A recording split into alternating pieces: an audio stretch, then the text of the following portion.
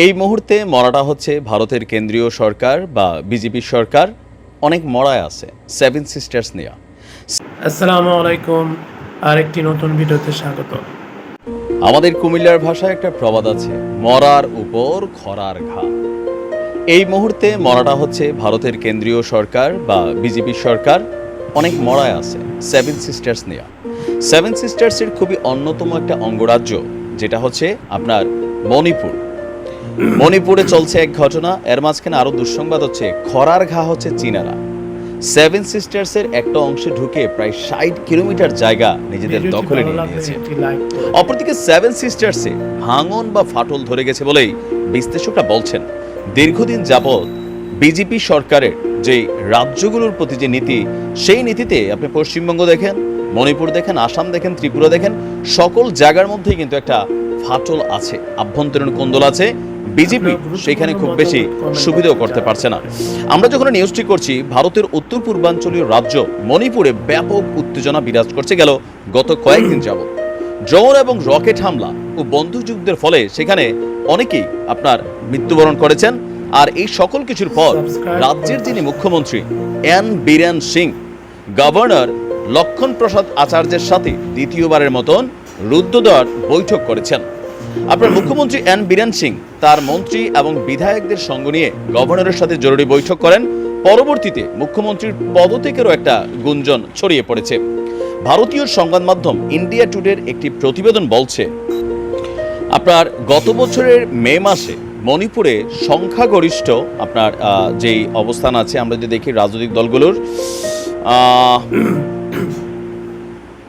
মেইতি সম্প্রদায় এবং কুকি জো উপজাতিদের মধ্যে সহিংসতা শুরু হয়েছিল। ফলে 2 শতাধিক মানুষ প্রাণ হারিয়েছে এবং প্রায় 50,000 মানুষ বাস্তুচ্যুত হয়েছে। আর সম্প্রতি 1 সেপ্টেম্বর মণিপুরে প্রথম ড্রোন হামলা হয়েছে, যেখানে ইস্পল পশ্চিম জেলার কোত্র গ্রামের কাছে ড্রোন থেকে বোমা ফেলা হয়েছে। পরের দিন আপনার সেনজাম চিরাং এলাকায় আবারও ড্রোন হামলা ঘটেছে। পরিস্থিতি খারাপ হওয়ায় মণিপুরের জিরজাম এলাকায় জরুরি অবস্থা জারি করা হয়েছে। এ সময়ে 5 জনের বেশি মানুষ একত্রিত হতে পারবেন না বলেও জানা গিয়েছে। আপনার এখন মণিপুরের যেই মুখ্যমন্ত্রী আছেন, সে হচ্ছে বিজেপি ঘেঁষা বা বিজেপির সমর্থন পুষ্ট একজন যিনি নেতা আপনার এই মুহূর্তে মণিপুরকে শাসন করছেন। আর তার এই শাসন আমলে আপনার যত বড় ঝামেলা বিজেপি দেখছে বা ভারত দেখছে, এর আগে কিন্তু দেখে নাই। বিশেষ করে ভারতের যেই রাজ্যেই বিজেপি আখড়া গাড়া বসছে, সেই রাজ্যেই নানান ঝামেলা চলছে। এখন এই মণিপুরের জনগণের দীর্ঘদিনের একটা আকাঙ্ক্ষা হচ্ছে তারা আপনার এই সেভেন সিস্টার্স থেকে বের হয়ে যাবে। তারা স্বতন্ত্র রাষ্ট্র হিসাবে একটা স্বাধীন দেশের মর্যাদা চায়, যেটা বিজেপি দিচ্ছে না। যেমন অনেকটা চীন ধরেন তাইওয়ানকে একই কায়দায় আটকায় রাখছে। এর মাঝখানে আরো দুঃসংবাদ হচ্ছে, আমরা যদি আপনাদেরকে একটু দেখাই যে সেভেন সিস্টার্সের 60 কিলোমিটারের ভেতর ঢুকে পড়েছে ওদিক দিয়ে চীনা সেনারা।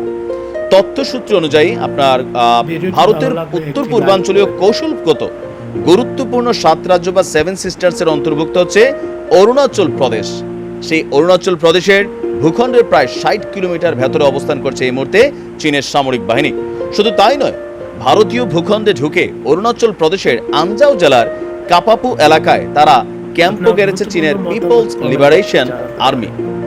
দেশটির সংবাদ মাধ্যম বলছে যে কাপাপু এলাকার কাঠে আগুন ধরানো, পাথরের গায়ে রং ব্যবহার করে লেখা চীনের নাম এবং চীনা খাদ্য সামগ্রীর ছবি দেখে বোঝাই যায় সেখানে চীনা সেনারা অনুপ্রবেশ করেছে। আপনার পাথরের গায়ে ইংরেজিতে 2024 সাল লেখা রয়েছে। ভারতীয় ভূখণ্ডে নিজেদের মালিকানা দাবি করার জন্য অনুপ্রবেশের সময় চীনের সেনাবাহিনী এসব কৌশল ব্যবহার করছে বলে জানা গেছে। তো এখন যতটুকু বোঝা যাচ্ছে, সেভেন সিস্টার্সের মধ্যে একটা উত্তেজনা চলছে। দীর্ঘদিন যাবৎ যেই মানে আভ্যন্তরীণ ইস্যুগুলো ছিল, সেই ইস্যুগুলো কিন্তু এখন সবগুলো আপনার সামনে এসেছে। কি মনে হয় যে বিজেপি সরকার কি আসলে তাদের এই সেভেন সিস্টার্সকে ধরে রাখতে পারবে? আমার মনে হয় পারবে না। এবার এটা সপক্ষ দুইটা যুক্তি দিয়ে যাচ্ছি।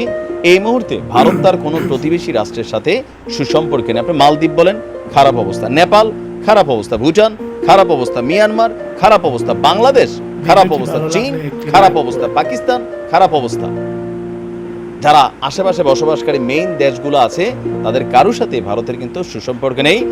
আর এই যে সেভেন সিস্টার্সের মধ্যে উত্তেজনা, সেখানে ভারতের রাজ্য সরকার বলছে যে কিভাবে এত পরিমাণ অস্ত্র সেখানে আপনার ঢুকার সুযোগ হচ্ছে।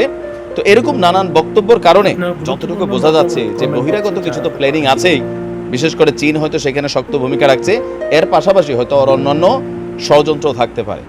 সেভেন সিস্টার্স টুডে টুমরো এটা কিন্তু ভেঙে যাবে।